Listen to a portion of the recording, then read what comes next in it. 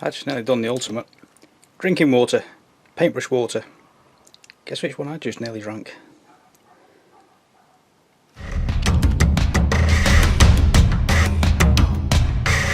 No, don't adjust your sets. You're not seeing anything wonky or hinky or anything like that. This is actually my setup, and I've just gone over here to turn my bedroom light off after turning my two light sources off. As you can see, I use magnifying lamps for my filming. Like so, two working magnifying lamps, which turn on and off like so. I know white balances are everywhere. So, just taking a couple of photos of the set, just to see how it looks. Turn the lamp off. My bedroom light is shining through this lamp here. How cool does that look? That's fantastic. So that's the kind of effect that we're trying to replicate. And hopefully I can zoom in and not lose it. But that gives you an idea now of what we were doing with that paintwork. And that's the metallic figure. That's my finger. That's the metallic figure. That's the non-metallic paints. So, given the right lighting source, that's exactly what we were trying to replicate. I'm happy with that. Completely fluke. Oh, it's blown my mind. That's oh, I tell you what. Yeah, listen to me. Speechless. Doesn't happen often, that. That is kind of cool. Liking that. Hey you, it's Tony for emodels.co.uk. Welcome to part 4 of the Terminator T-800 roboty it's not endoscopic at all, Endoskeletons build, in which we shall be preparing this fella for a non-metallic metals painting technique. Yeah, I know. That's not easy to say, I'll tell you that. So, if you cast your minds back a few episodes, are we on part 4? Or was this part 5? Do you know, I genuinely lost track. Genuinely have. Work has been terrible, it really has. So apologies in advance anyway. Work is still being an absolute nightmare. We're working all kinds of crazy shifts, like extended days and double shifts, and I'm working all shifts in the clock at the moment. It's bonkers. I genuinely don't know what day it is in the moment. I really don't. I just finished working nights again. So today's Tuesday. Yeah, today's Tuesday, apparently. I still think it's Sunday, to be honest. Anyway, get back on topic. Cast your minds back. At the end of one of the episodes, I said, jump ahead, get yourself this little set here from emodels.co.uk. Do my job. I've had this set for about a year. I've not actually used it yet. I'll give you a quick look inside. You get an instruction pamphlet, a colour guide. I'll tell you what, I've been using Vallejo paints for quite a while now. A good 6 years, easily. That range is just expanding all the time. It's bonkers. I mean, look, it's on that page as well. Crazy. Anyway, right, throw that aside. You get a nice little pamphlet thing giving you a quick and nasty detail of how to do non-metallic metals in this style. This is tabletop gaming style. There's actually 2 techniques. I'll go through them both eventually, but I'll just quickly show you what's in the box. So you get these instructions here that tell you how to do a silver effect. On the back side you get the gold effect for all this kind of stuff. That's fantastic, I love that. Loving that effect. So we'll go through that eventually. We'll be concentrating more on the silver side of things in this video. And the paints themselves, let me zoom you in. Find the button the right way around. There we go. Excuse me. So you go from black into cold grey, into night blue, turquoise, gorgeous colour, sepia, heavy brown, heavy gold brown, and dead white. Off to the side, show the people, Tony. So that side will be taking care of the golds. That and that annoy me because I never use true black and true white anyway. So these are the silvers, these are the golds, and these are your shadows and highlights. If that makes sense. Probably doesn't. It does want to show you. It does want to show you. Now I've not actually done this technique since, let me think, 1993 was the last time I did this technique properly. So this is going to be fun. Grab your brew, grab your refreshments, you know the drill. Right, so after that terrible introduction, I really must start scripting these things. I really must. I'm filming on what is possibly the hottest day of the back end of August. It's ridiculously warm in this room. So if I suddenly go down with heat exhaustion and start babbling more than usual, don't laugh too much. So let's put that card in half. That's just basically plastic card. It's a plastic card that I've primed in grey. And I'll show you the traditional non-metallic metals technique using these paints. So this is a style I grew up with as a kid when I was learning things in art. So we'll need white, we'll need the turquoise, because, well, I'll go through that in a minute. We'll need heavy brown? Yeah, heavy brown, why not? We'll need the heavy brown and we'll need the black. So this is the basic traditional technique that I learned, and you'd see this technique a lot in film posters and things like that when they're replicating metals. Historically, metallic paints as we know them, so it's things like this, you know, the metals as we know them now, and you get the alclads and stuff like that. Traditionally, you know, these things have only been around, you know, for a relatively short period of time. Before that, we had to rely on tricking your eye into thinking there was a metal there, which is done with this technique. You'll see it a lot, like I say, on film posters. Famously, I think it was Cobra by Sylvester Stallone, on the sunglasses he was wearing. I'll find my words in a minute. It's been a long day at work. Leave me alone. The sunglasses he was wearing in the promotional posters, you'll see the reflections and stuff like that. Zoomed out? Yeah, we're zoomed out. And you'll see them on, let me think, trucks a lot as well. On the big American road trucks, you got like the fantastic paintings on the side of the trucks. No, actually, where's that gone? Bear with me. Yeah, generally don't plan these things. I really should start planning them properly. Right, there's my palette. I can't find my actual palette, so a plastic tub lid thing will do. So yeah, you'll see them on the side of trucks, and the side of billboards and things like this. Well, that's lovely and gloopy. So spot of white on there somewhere. There we go. Spot of white on there. And hopefully by now you'll have seen a few examples of that as I'm completely waffling my way through this. It's me. So I'm just going to wet that down with water. Now, what would be really, really handy all the way through this technique, like I say, I'm going to show you the two. I'm going to show you traditional and, you know, this new tabletop gaming style. So imagine that panel there. Let's bring you in a bit.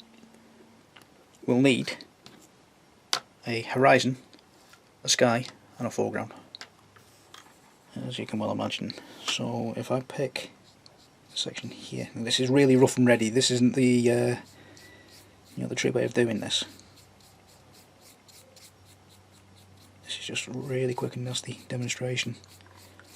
So you begin your sky. We'll button that down. And then whilst that's still wet, we'll take the turquoise. We'll drop that on. It's literally a tiny little dot, because we're going to, like I say, we're going to thin this down. The key to this technique is lots and lots of thin layers. So a bit more water than that. What we're going to do now is start at the top. So we're starting off with the blue at the top, and then we're going to wet blend into that white. Obviously, if you're doing this for real, you take your time and, you know, perfect your layers and stuff like that. I can't see because the thing's really wet, shiny. So go backwards and forwards. Wet the brush again. In fact, we'll clean the brush. So clean the brush again. Never grip your bristles and twist them like that. Go on, focus on me, dear. Focus on me. Give it a good old scrubbing. Pull and twist through. Never grab your bristles though, because that's the best way of pulling them out.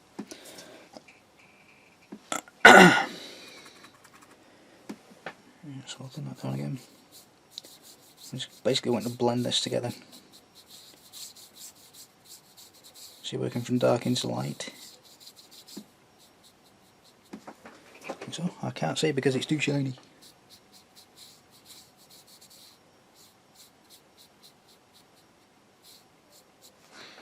So if you're doing this for yourself, you'll take your time doing this.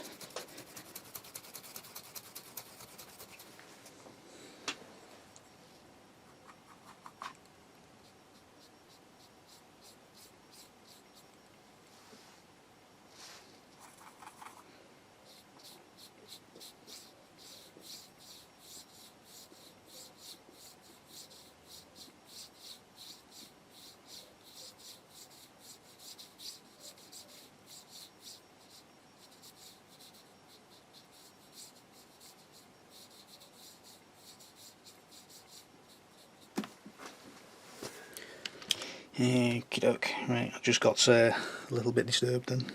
I do apologise, but that's the kind of effect we're about to replicate here.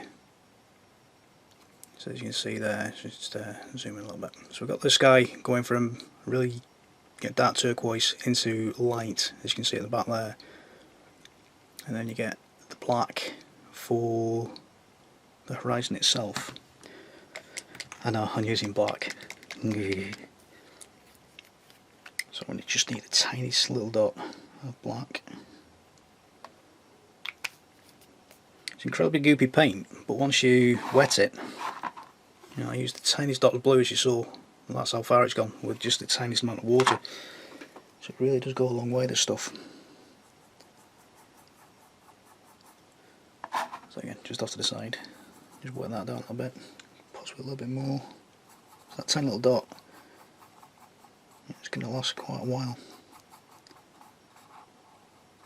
Twist the brush to a point, so we're just going to add some little details. So as you can imagine, you know, just little building things like this, so it's nothing major.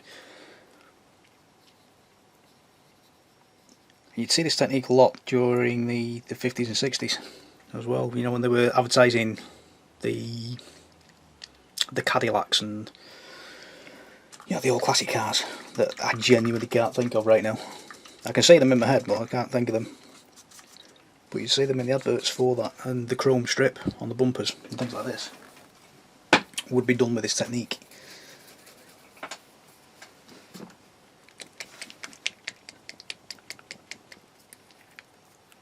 Okay, so we're just going to take the heavy brown now. Again, tiny little spot. Excuse me, hopefully I can show you this time. Tiny amount of water. That's going to go quite a long way. I'm liking that. That dust is actually on the underside, it's not on the painty side. Scruffy moo. Alright, so let's fill the rest of this floor in. So this is the traditional non-metallic metal technique. So this is the one I grew up with in school.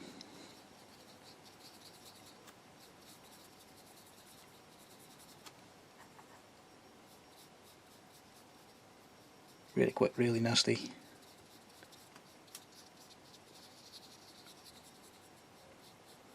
The idea is that's supposed to give you the curve effect of a chrome bumper. Just going to take some more of that black. Let's stick a great big thing in the middle. Pretend it's a building or something.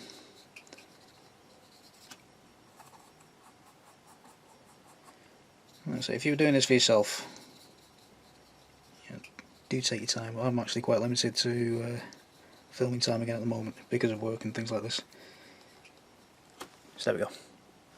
Gives you a rough and nasty idea of how this works, and then there's very, very extreme. If you're doing the curve of a fender, you then have the reflection of the car itself. The reflection of the shadow of the car that you're working on. So it's that kind of thing. And then, at the very, very extreme end, things, we obviously need a light source. Now if you have a look here, we've actually got the sun behind the building.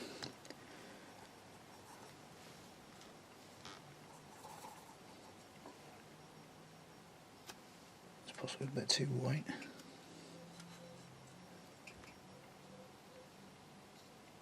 So look at that. A little bit of a blend, trying to brush off a little bit. Let's try that again. There we go. So you get the extreme highlight of the sun, and then you do a couple of the God rays, just to add the effect that you're being dazzled. So it's that kind of thing. Again, I'm doing this really rough and nasty. If I had a couple of hours to do this, then obviously that would look a lot better, but I don't have a couple of hours to do this. So flip this round, let that dry off. The idea now with the tabletop style of the non-metallic technique is you play with shadow and light, and you keep it all within the same palette.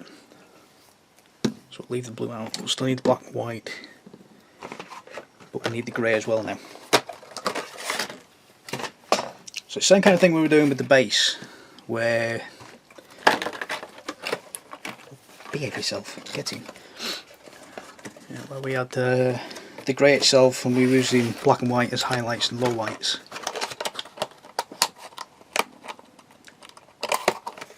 We've got the same kind of effect of building up layers now, rather than doing separate stripes.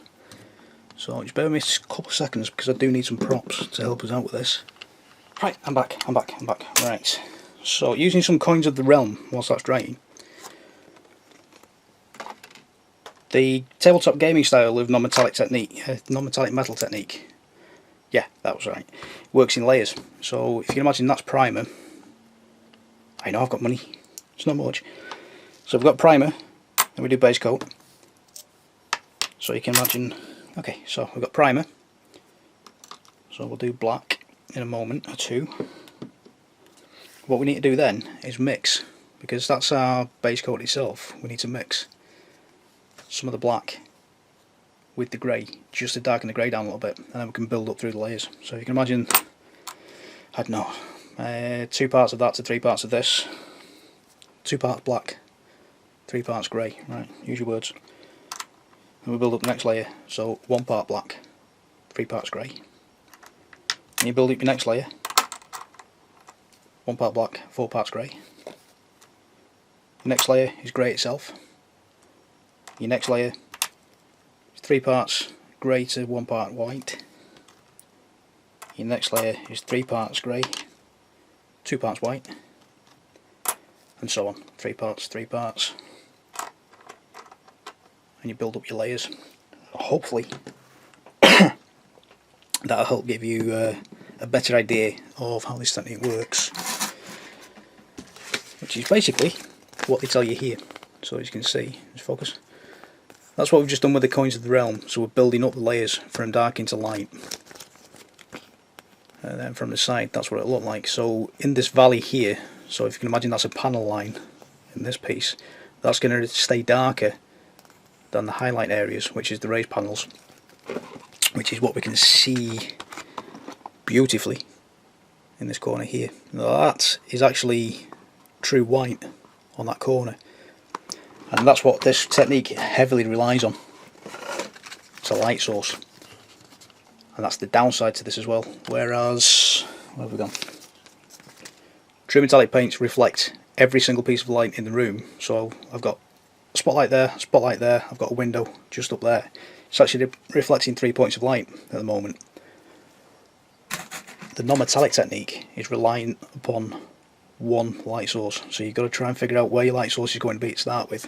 So obviously on the front of a model, you don't want your light source to be from the back, because the front is going to be dark, obviously, because you got light from behind. So this will be in shadow. So we need a light source from the front at some point, but then you've got like this whole dome of light sources that you can choose from.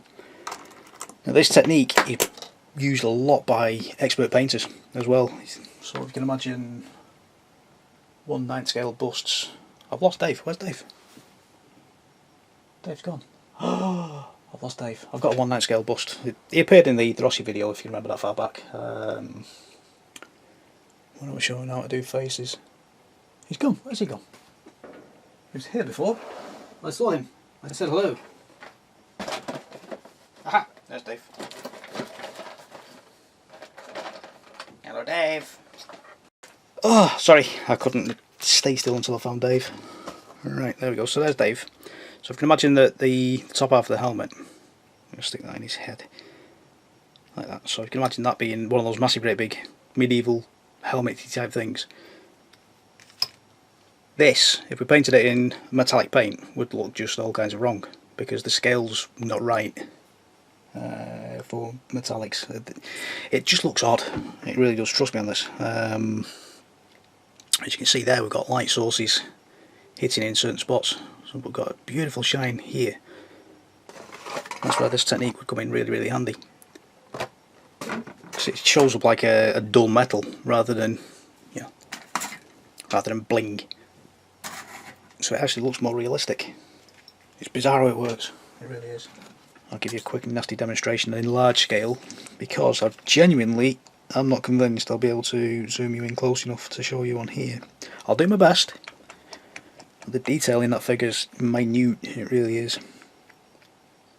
He's not a nice big chunky fella like we used to with the tabletop gaming style of figure, of which I don't have one handy either. Nope, don't have one handy. I do have this little fella here. So you can see the detail. You know, this fella's the same scale as the Terminator. You can see straight away. You know, the service crew dude has a lot more broad surfaces to him that we can play about with. Yeah, that's gonna be fun. I'll do it. Don't worry. It'll be fine. It'll be grand. Right then. So let's come back to this. I'll just concentrate on this little area here rather than paint the whole section. I'm using the wrong brush and everything. You know, terrible host. So that's the black from the paint set. I'll just take some of the grey. So it's like a good old dollop of the grey. That's the side here. Zoom out, that would help. There we go. So I'm just going to clean the brush a little bit. Basically what we'll do now is we'll add a tiny spot of the grey to the black. Like so. Mix all that together, see how dark we can go. Lovely, that should do it. And we come back here, so you should be able to see now the transition from black into really dark grey. Whilst that's still quite wet, so we can get that blend. Just pick out that entire area just here. Like so, so if we can imagine the light sources coming this kind of direction. And again we'll come across into the grey. We'll just lighten it a little bit more. So we're now working through the layers of the colours, so we'll just reduce that scale a little bit.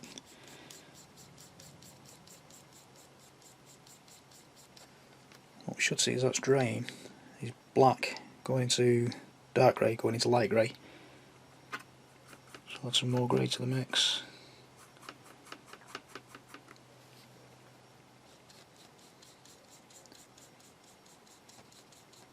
We work smaller and smaller into that light source. Some more grey.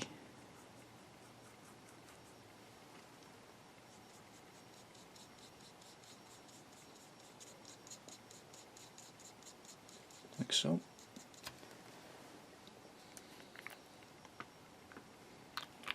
And then we'll add the tiniest spot of white to that,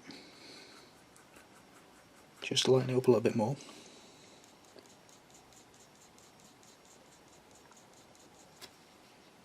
The key to this is really, really thin layers. Going even lighter again.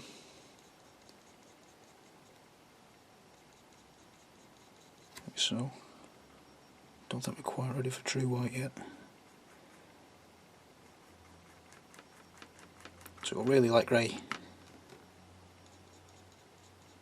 Like so. I'll do white as the final thing.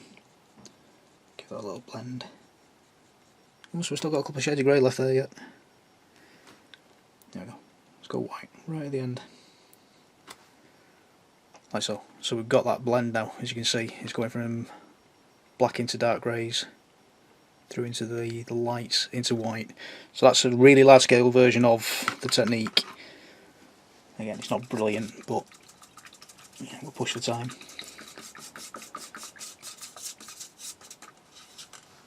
Push for time. So I'm just going to go and take care of a couple of things downstairs whilst that's sorting itself out, and I'll be back in a moment. I'll have a quick play with that figure to see what we can do, and then we'll crack into that one. That dried quite nicely, that.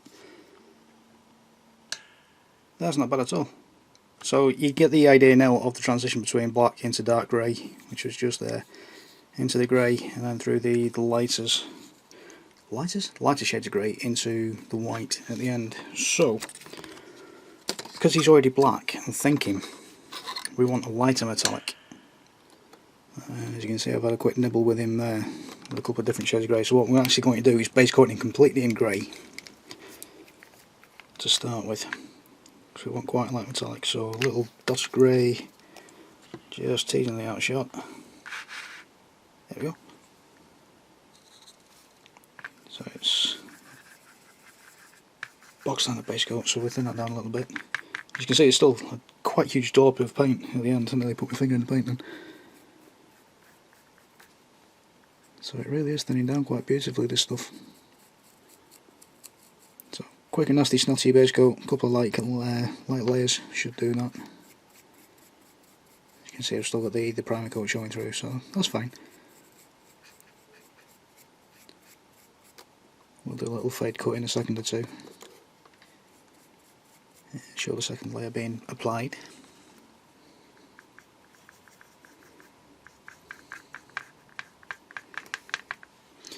Alrighty, let's take the second thin layer of paint. Now, with it being thin layers too, and it's quite a warm muggy day, this will dry quite quickly. There we go, so there's a second light layer on. What we'll do now is, just off the side again, zip. We'll add a spot of white to the palette. What we're basically going to do now is, similarly to what we've just done a second or two ago, well, for you it's a second or two ago, for me it's actually about 20 minutes ago, we'll start working through, where have you gone? We'll start working through all these layers. So we'll start working through these layers now like that. So we'll go from the base coat grey into the lighter grey, so literally a tiny spot of white, just to lighten everything a little bit. And bear in mind, we've got a light source, so we'll work from that out into the rest of the body.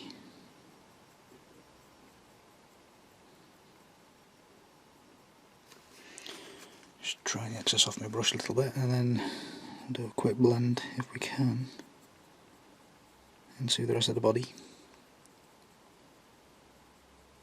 With a little bit of practice, there's some amazing painters in the tabletop gaming world at the moment who are absolutely knocking the spots off this technique.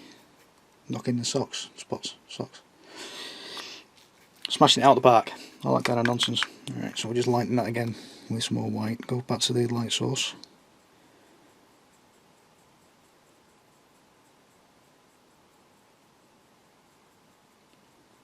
And throw some more on.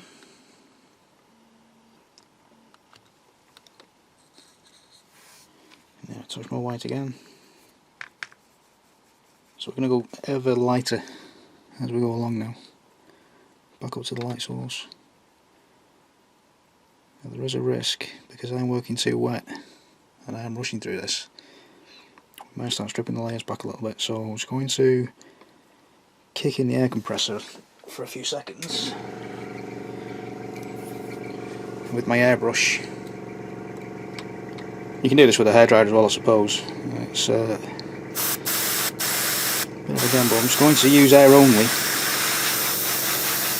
Just dry that back a little bit.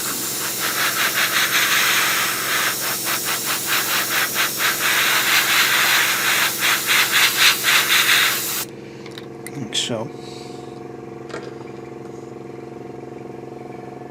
Shush. And then I'll spot more white into that mix that we've already got.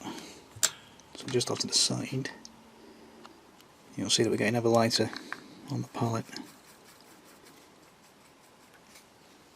And again, up into the top corner where the light source is, and work away from there.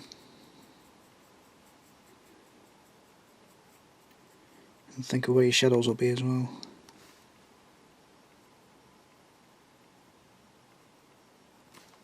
Just decrease the size of the area that you're working in as you go along.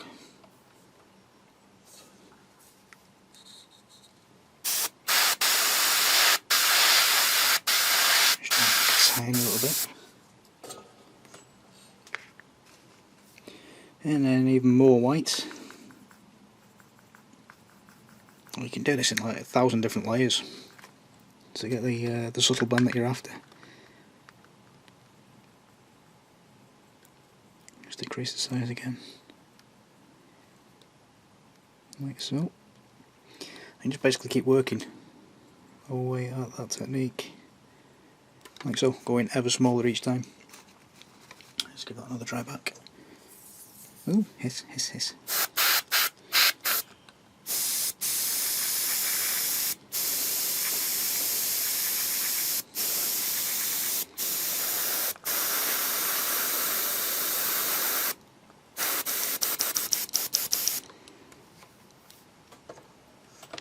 So just giving that a few minutes to dry off a little bit. It's a little bit wet in the centre there. I don't know how well the lighting's picking this up. It's a little bit hit and miss for me, that technique. It's quite new to me, that one. Like I say, I grew up with this version of non-metallic metals. So what I'm thinking of doing is 2 videos on these, because we've got the paints there. We've got the paints there to do that technique the old school way. So we've got the sky, we've got a foreground, we've got highlights and shadows, so we'll try that next time round. This time round we'll just concentrate on the kit instructions themselves. Setting instructions even, it's not a kit, it's a set. Silly boy. So we'll carry on with this technique. As you can see there, they've actually managed to do quite a good job of that. That figure's actually around about this size as well, from what I can remember.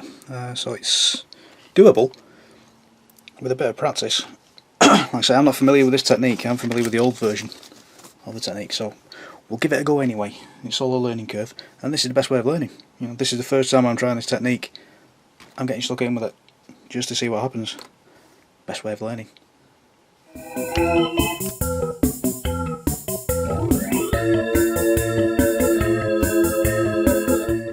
So what we're going to do is go straight in with a slightly darkened version of the cold grey.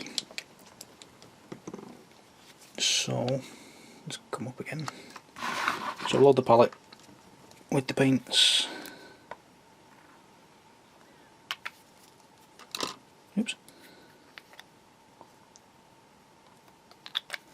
There's the black, and then we'll take the white as well. Take the white as well. So we're just going to slightly darken that grey, a little tiny little bit.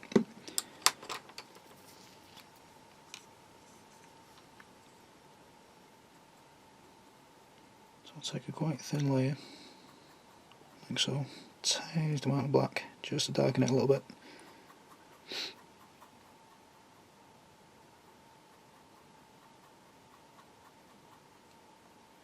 Possibly too dark now. Brilliant.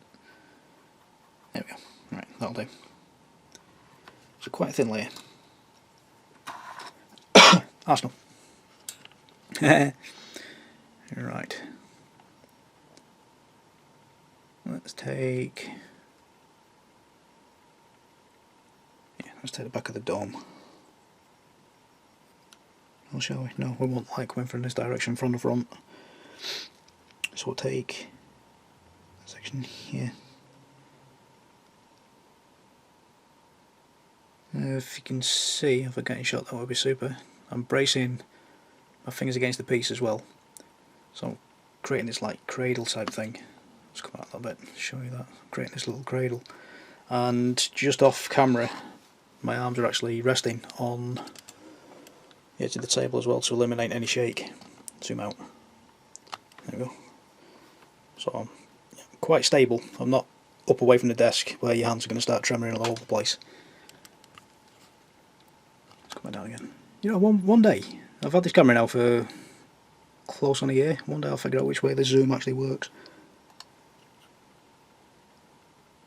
That'll be lovely.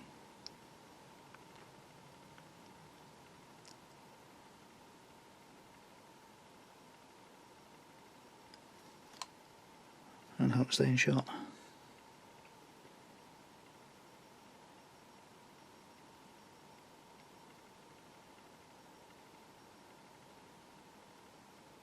So whereas normally we would cover everything, unless it quite leaves some places quite dark.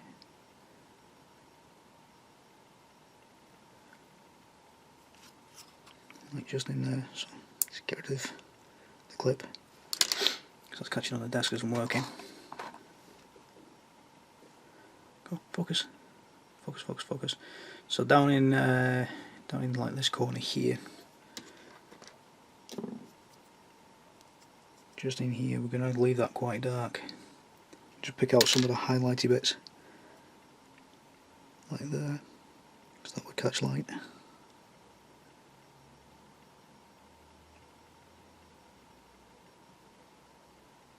So again, the light source is coming from the top right hand corner.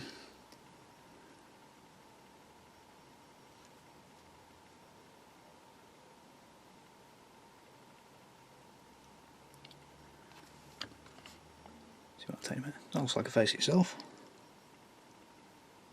Quite odd.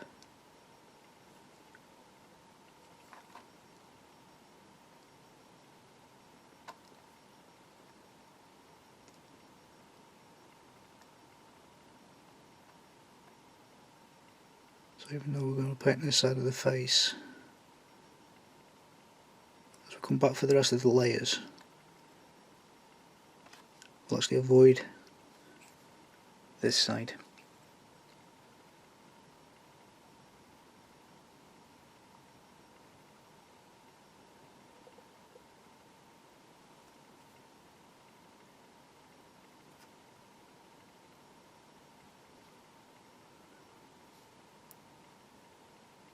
So we'll give it a token gesture just to start with.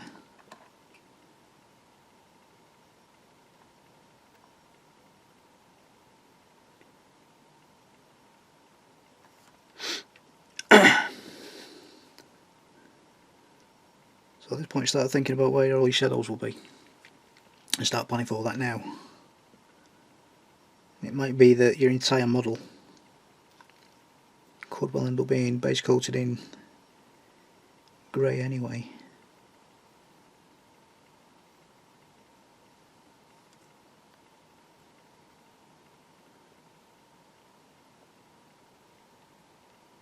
I think that's going to be a little bit darker as well.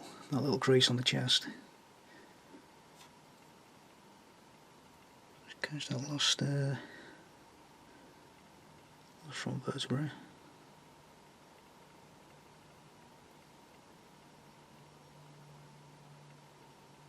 Think so.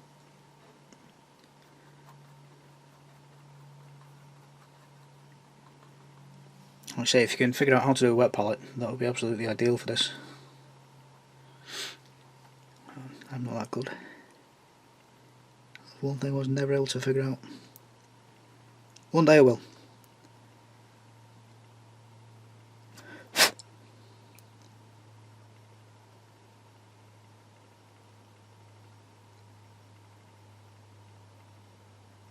this point I'm not too bothered about getting the paint into all the recesses, because the wash will take care of that.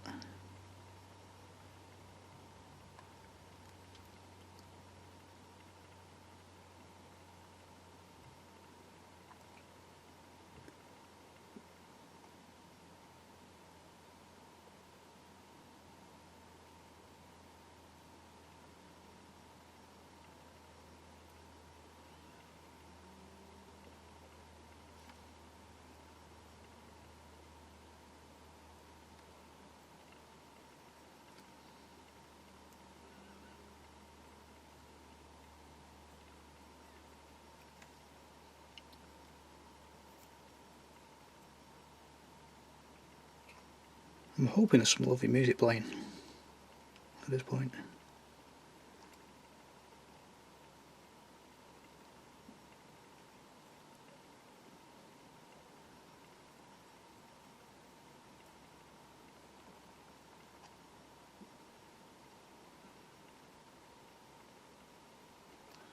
As you can see on the shin there, I'm actually pulling away from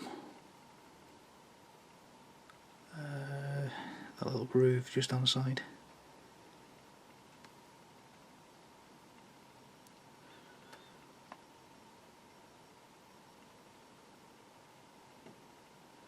So it's going to be some darker areas where the sun isn't shining, if we like, the light source isn't hitting. We definitely need to get the hip in on that side. Get some detail there.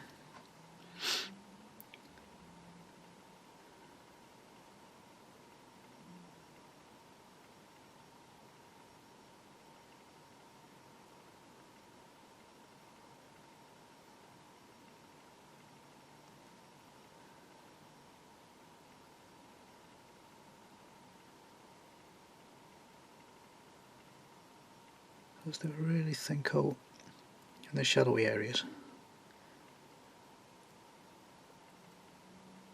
It's quite a thin layer of paint we're using here now. It is quite watered down.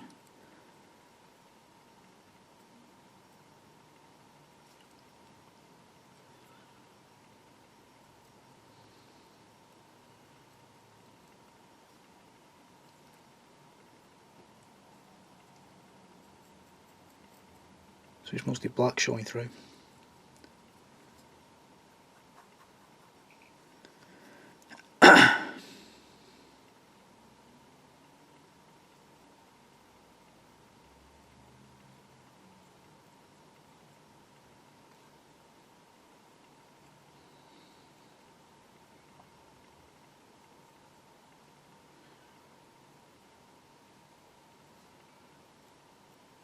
So it's quite transparent in this layer, as indeed all the layers will be.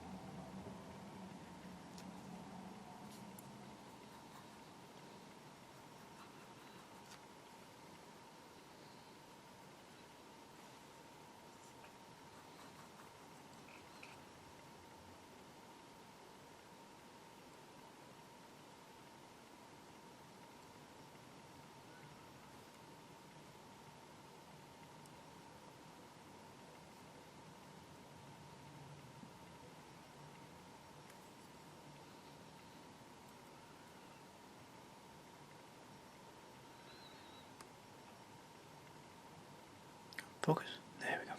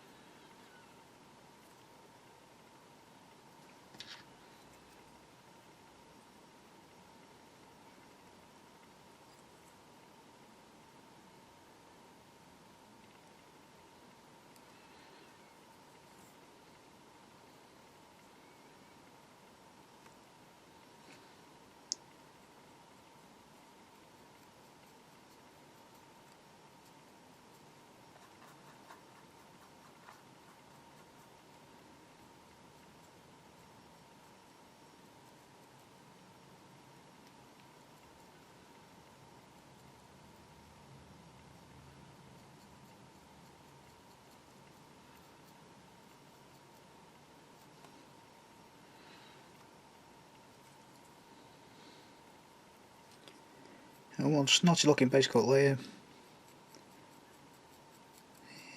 It's just about done.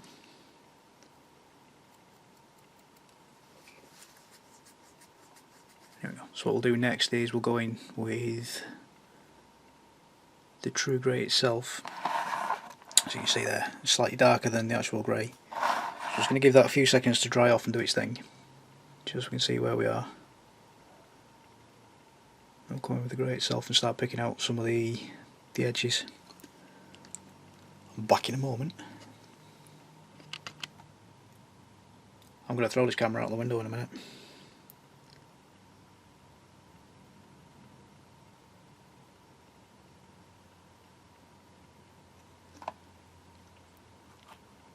So we're picking out all the extreme edges. But we've missed half of this, haven't we? Just glanced up then and thought, hang on, my camera's not making the boopy noise.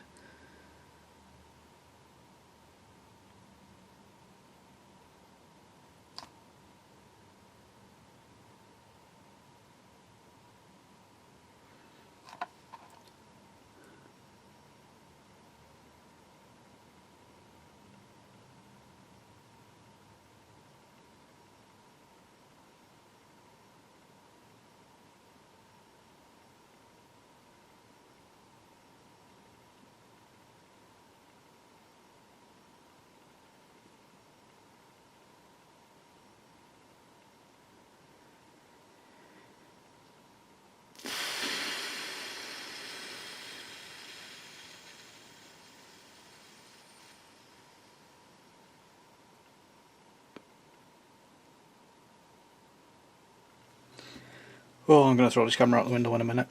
I was carried away with myself then. I've just done 3 or 4 layers of that, going through the different stages of transition, and my camera had decided that I'd been filming for far too long and it actually stopped filming without telling me. Normally it goes beep when it tells me that I've reached the end of the clip. It didn't. It switched off. I carried on going for 2 more layers.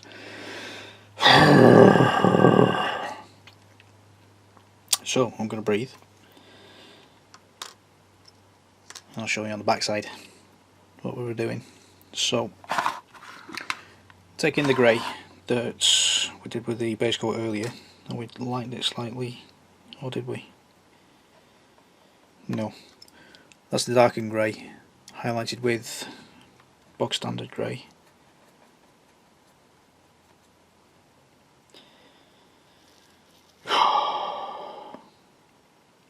I'm not going to swear. It's not on camera anyway.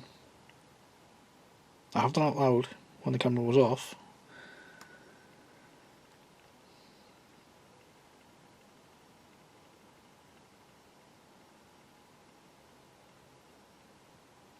So again, bear in mind the light source is coming from this direction. We're actually looking at the back side of the figure. So this is just the neat grey that we're using. It's literally, as that's still drying,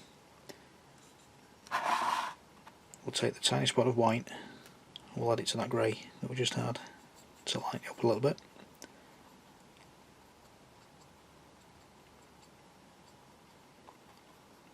Not much, it's not a huge transition, so it's just shifted a tiny little bit towards the white, and then we're going to pull and twist the brush to a point which knocks off most of the excess, and then we're going to take the extreme edges again, like so. Oops. Give me a shot, Tony, that'd help. It's all the extreme stuff where all the light would hit.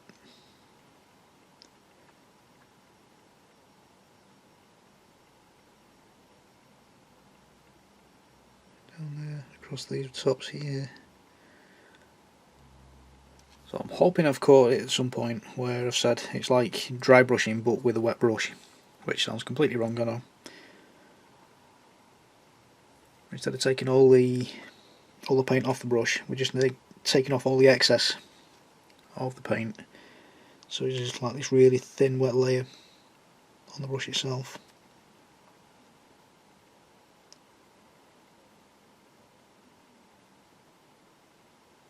Squeeze that area there a little bit, and then do a touch more with a really light grey now. And again, wet it down so it is quite wet that we're going to.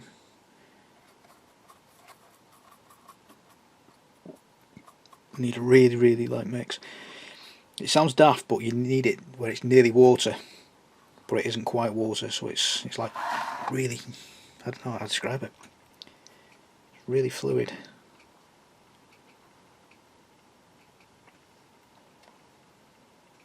Okie doke, right, let's get some of these highlights. So it's right along the edges.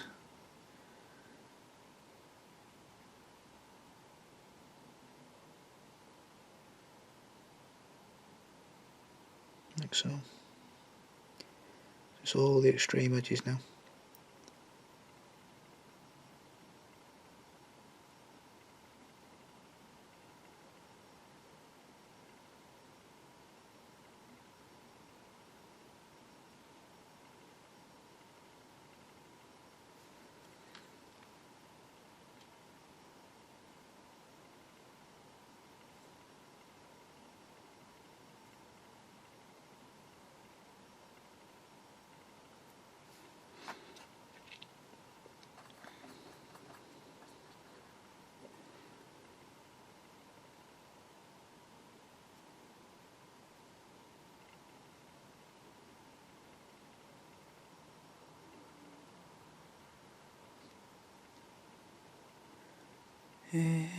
Down there.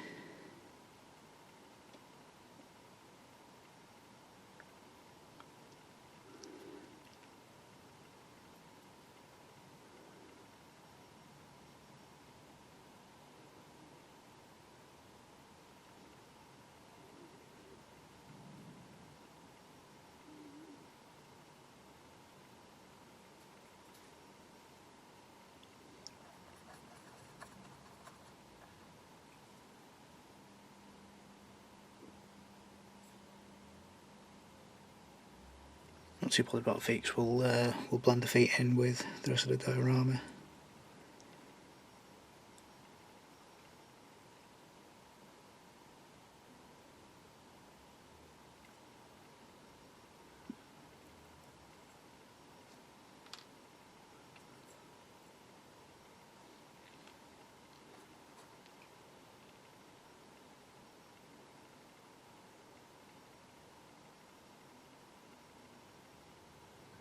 Right then, leave that to dry because I'm in danger of over egging the pudding now. So I'm going to leave that to dry completely. So that's going to take, today it's a really warm day as well, so that's going to take about an hour I reckon to completely dry off.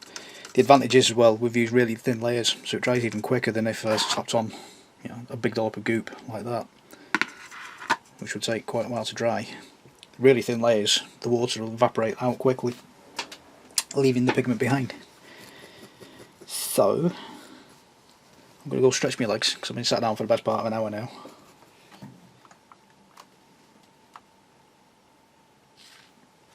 Right then, hopefully my camera won't cut out on me this time. Right, so it's taking that turquoise colour from that set. What's that called? Oh, that's Spanish for turquoise. Hello. I'm going to take a really thin brush, and we want a really wet mix now. So it's going to be mostly water, and we're going to wave the turquoise out the water. So it's like really thin.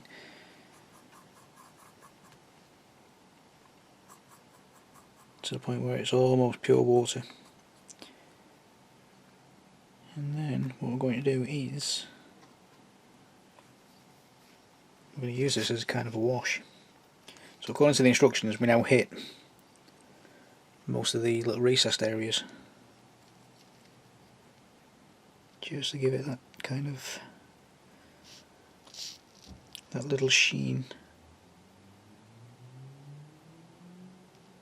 This is going straight onto the paint as well, no varnish. That's all at this point.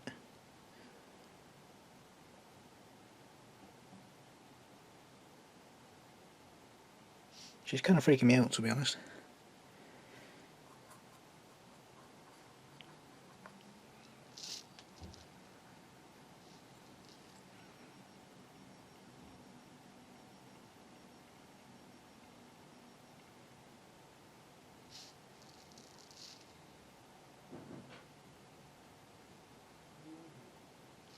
and I'm assuming the thinking behind this is it gives us a bit of a contrast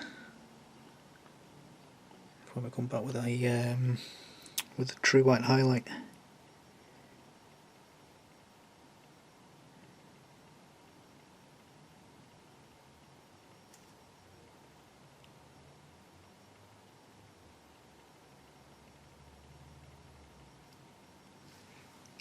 Which I'm not entirely convinced about, to be honest.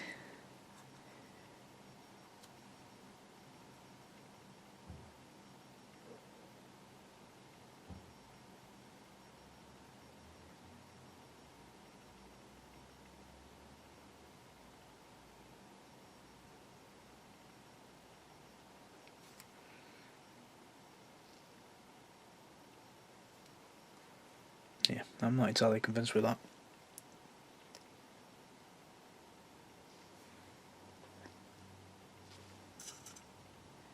But we'll go with it. We'll go with it.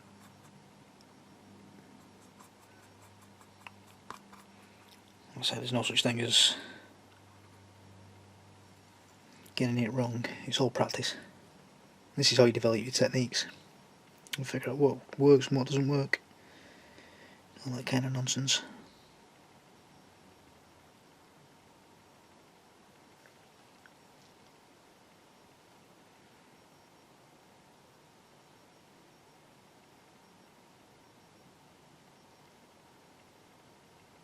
It's possible I haven't quite used enough water.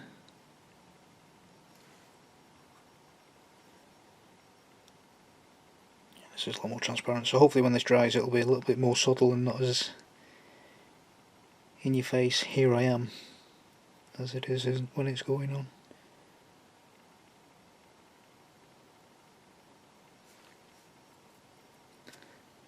I'm using my thumb to take away some of the excess. So it's that technique you see me do quite a few times with the oil washes, if you've seen the previous videos. So I'll do that again.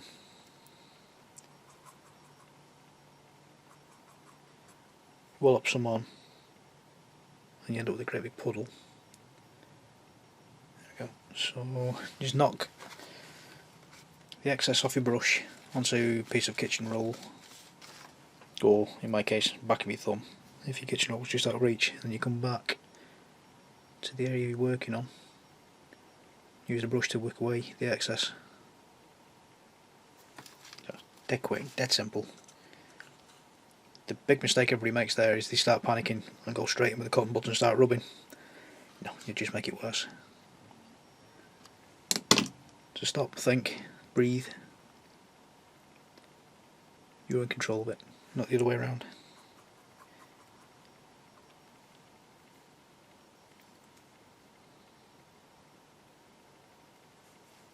Yeah, just done slightly too much there, so I'm going to knock the excess away off the brush. Use a brush to wick. See, no problem. No problem at all.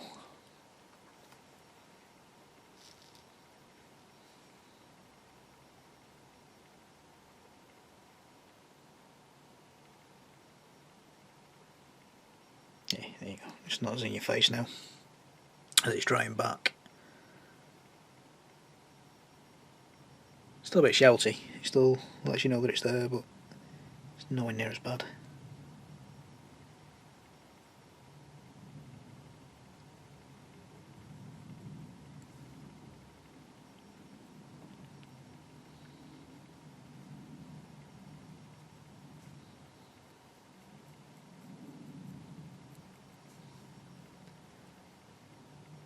So that's the sky reflection.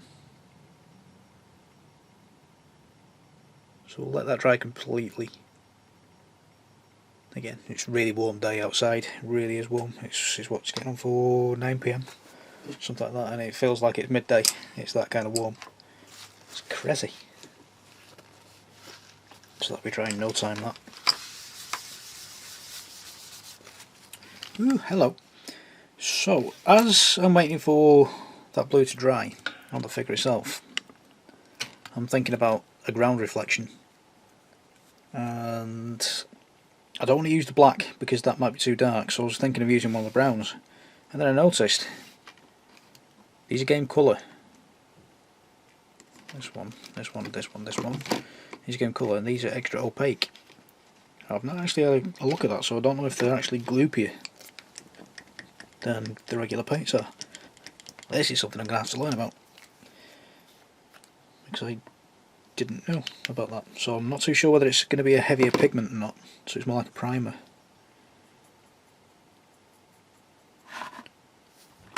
But it does actually quite look like normal paint when you wet it down a little bit. It's quite bizarre. So I wonder what the difference is. So if anybody uses these Vallejo game colours, yeah, leave a comment. Let me know what the difference is. And game ink. Obviously that's going to be more of a wash type thing. I've actually just put a spot there. That's what made me think, hang on, what's that about? Game ink. So that's just fresh on the palette. I'm actually going to leave that. I'm not going to wet it down in any way, shape or form. So I'm just going to dry my brush off. See what this looks like. So yeah, that's already pretty thin for us. That's kind of cool. Alright, so let's see if that reacts well with water. Ooh, it does. Ooh! Right. See if we can get a reflection going. So we'll thin that down really, really, really thinly. And so it's almost water again.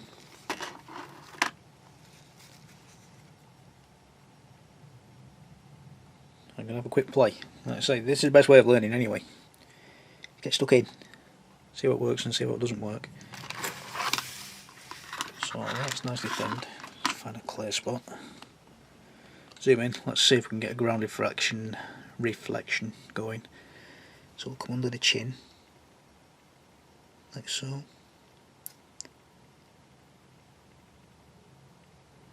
We'll come under this piece here. On the chest plate. So it's all the low areas. That might be a little bit too thin, that.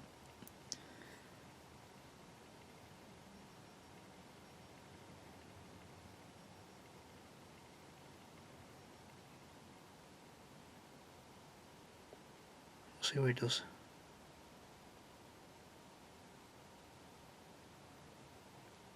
Nothing more, it's going to reinforce shadows anyway. Because that's what it is, a wash type thing.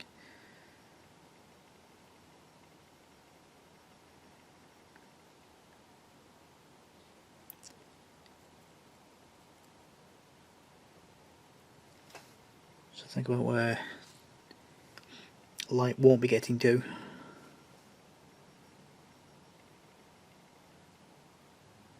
Chuck some in there as well, it's a bit too much, so I'll take the excess off on a piece of paper towel.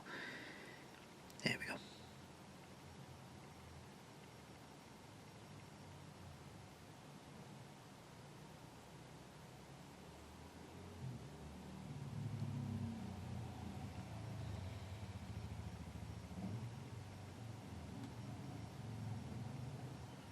Ooh, that's quite subtle. That's quite subtle.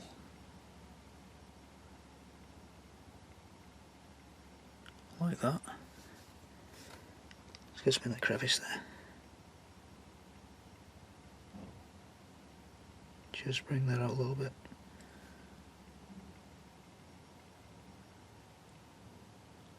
Like that. Do like that.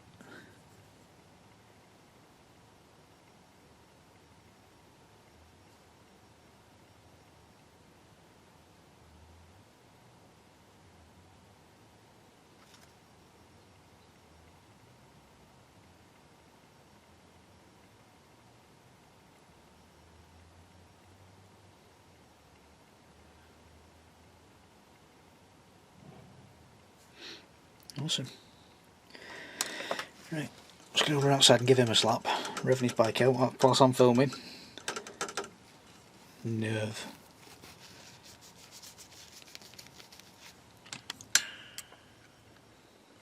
Do like that. I do like that. Right then. Tiny little spot of white on the palette. Ooh, blurry. Where are we? There we go. Tiny little spot of white just there. Same thing. Really thin. so it's nice and runny. There we go. And then drag and twist your brush to a point which will take most of the excess away, and now we're going to pick all the extreme highlights.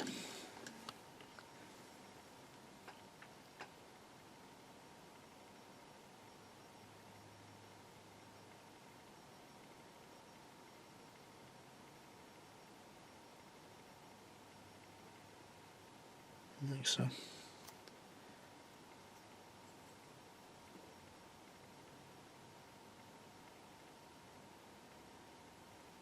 And again, as it goes on, you'll be screaming to yourself, "Oh my god, that looks wrong." But it will dry. As it dries, it comes down a little bit flatter, so it's not sticky out in your face.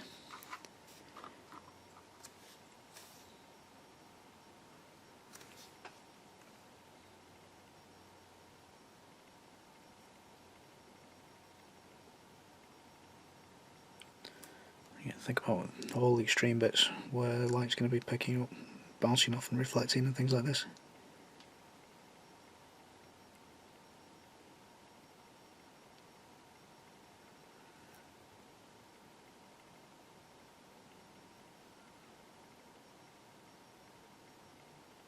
Yeah.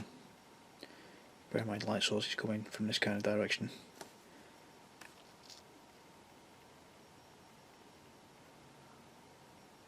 The key to it is really thin layers.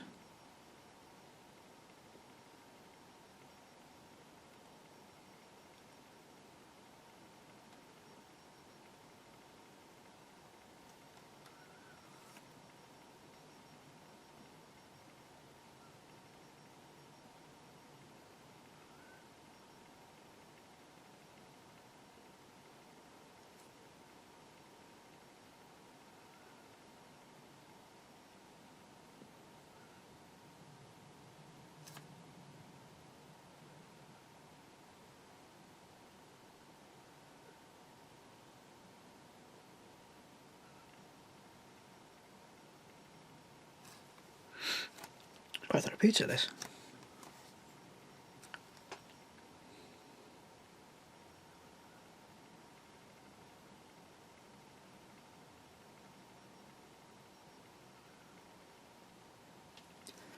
And then, bearing in mind he is quite bright and shiny, pick out the odd spot here and there where it's going to be really glinty. Yeah, I know, glinty. Proper scientific word and everything, that one. Glinty.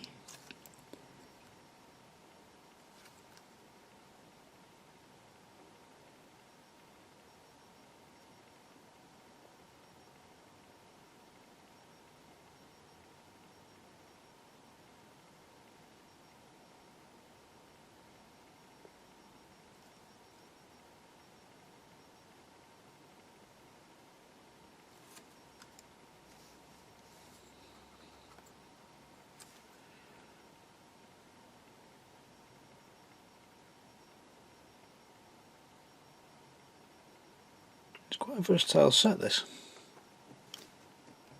Takes most of the guesswork out. We like that. They do a lot of the thinking for us. We like that even more. It means it's less work for us to do.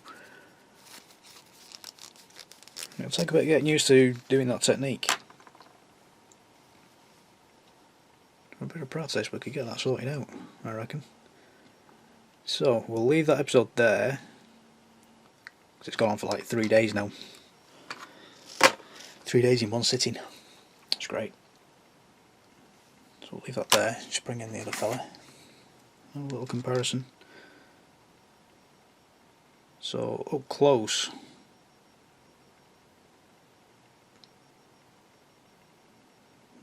yeah, could do with a bit more work.